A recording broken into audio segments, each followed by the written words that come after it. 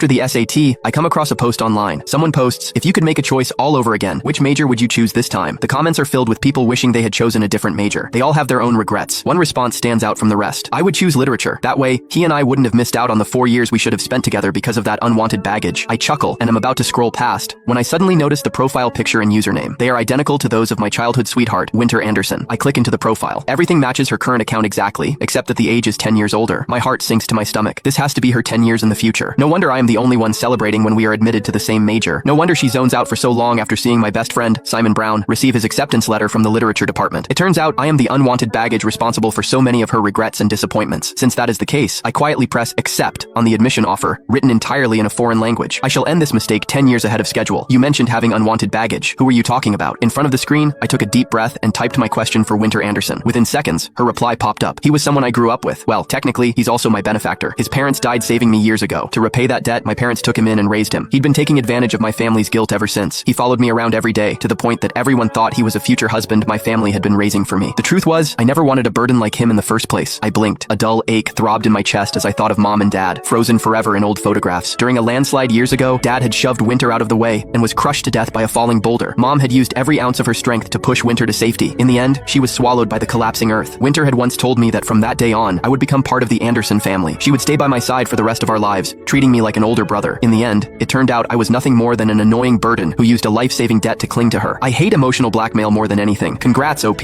on finally escaping that nightmare. Forget the depressing stuff. We want the juicy romance. Tell us how you and your true love got together. Replies kept pouring in. After a long silence, Winter posted 2 short responses. It was simple. When that man and I were about to get engaged, I came clean. I told him that I'd already slept with the person I truly loved. My fingers began trembling uncontrollably. Wow, that's some main character energy right there. So did the leech just give up? He didn't make a scene or anything? Oh, he did, Winter replied. But it didn't matter. I had leverage over him. The company he worked for belonged to my uncle. His grandma was critically ill and needed one final surgery. She was waiting on the last payment, and I withheld his bonus. In the end, he had no choice but to let me go. Something inside me snapped. Even breathing became difficult. How could this be? How could Winter use the only family I had left against me? Then, how far have you and your current partner gotten? Another asked. Have you both settled down? Within seconds, a photo appeared in the thread. In the photo, 2 hands were clasped together, fingers intertwined. Matching bands gleamed on their ring fingers. My heart sank instantly. The mole on that man's hand was identical to Simon Brown's. That sapphire bracelet on his wrist was the very one I was wearing right now. The Anderson family had given Winter and me that pair years ago. They said it was a family heirloom passed down through generations, something that would keep its wearer safe. We'll each wear one. That way, we'll never be separated for the rest of our lives. That was the promise Winter had made while holding my hand all those years ago. Who would have thought she gave that forever to someone else? I gritted my teeth and buried the dull ache spreading through my chest. Then, I sent the account a private message. Hello, I'm currently going through a similar situation to yours. There's someone standing between the person I love and me. I'd like to talk to you. Would that be okay? I needed to know what had happened over the next 10 years. It didn't take long for me to receive a reply. Of course.